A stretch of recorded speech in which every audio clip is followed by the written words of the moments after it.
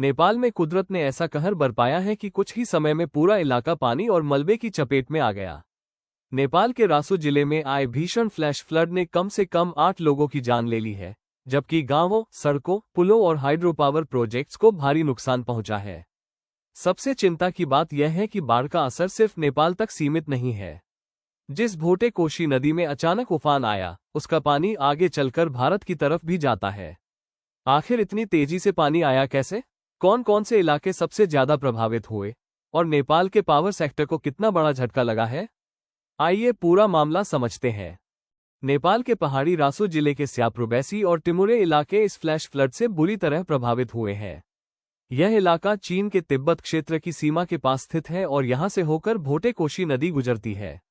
अचानक नदी का जलस्तर बढ़ा और तेज बहाव अपने रास्ते में आने वाली चीजों को बहाता चला गया। स्थानीय प्रशासन के मुताबिक गांवों और इंफ्रास्ट्रक्चर प्रोजेक्ट साइट्स के बह जाने की खबरें सामने आई हैं। हालांकि शुरुआती घंटों में नुकसान का पूरा आंकलन करना मुश्किल था, क्योंकि कई इलाकों तक पहुंचना भी चुनौती बन गया। फ्लैश फ्लड में अब तक कम से कम 8 लोगों की मौत की पुष्टि हुई है। स्थिति को देखते हुए नेपाल सरकार ने राहत और बचाव अभियान तेज कर दिया है। प्रधानमंत्री बालेन्द्र शाह ने राहत और बचाव के लिए पुलिस तथा सेना की टीमों को सक्रिय करने के निर्देश दिए हैं। निचले इलाकों में रहने वाले लोगों को सुरक्षित और ऊंचे स्थानों पर जाने की सलाह दी गई है। हालात इतने मुश्किल रहे कि बचाव के लिए भेजे गए हेलीकॉप्टरों को भी कुछ प्रभावित इलाकों में उतरने में परेशानी हुई।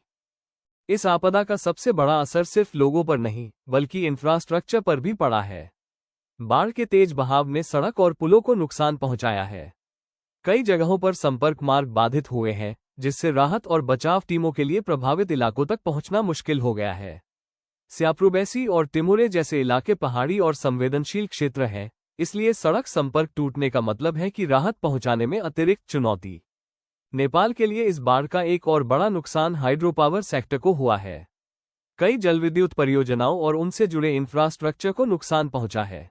नेपाल की ऊर्जा व्यवस्था को लेकर सामने आए जानकारी के मुताबिक करीब 430 मेगावाट बिजली उत्पादन प्रभावित हुआ है, जो देश की कुल बिजली क्षमता का 12% से ज्यादा बैठता है।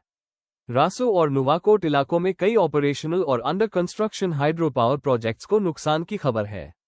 यानी इस आपदा का असर सिर्फ आज की बिजली सप्लाई पर नहीं, बल्कि भविष्य में बिजली उत्पादन बढ़ाने की नेपाल की योजनाओं पर भी पड़ सकता है। अब सबसे बड़ा सवाल, इतना अचानक पानी आया कहां से? फिलहाल बाढ़ के सटीक कारण की आधिकारिक तौर पर पूरी तरह पुष्टि नहीं हुई है। कुछ स्थानीय रिपोर्टों में भारी बारिश का जिक्र है, जबकि शुरुआती अधिकारियों के बयानों में भी बाढ़ के स्रोत को लेकर स्पष्टता नहीं थी। यहां एक महत्वपूर्ण तथ्य भी सामने आता है। इसी भोटे कोशी नदी में पिछले साल भी एक घातक फ्लैश फ्लड आया था और बाद में उसकी वजह एक ग्लेशियल झील के खाली होने से जुड़ी पाई गई थी। इसलिए इस बार भी ग्लेशियर या अचानक पानी बढ़ने से जुड़ी किसी घटना की संभावना पर नजर रखी जा रही है, लेकिन जब तक आधिकारिक जांच सामने नहीं आती, इसे मौजूदा बाढ़ का निश्चित कारण कहना सही नहीं होगा।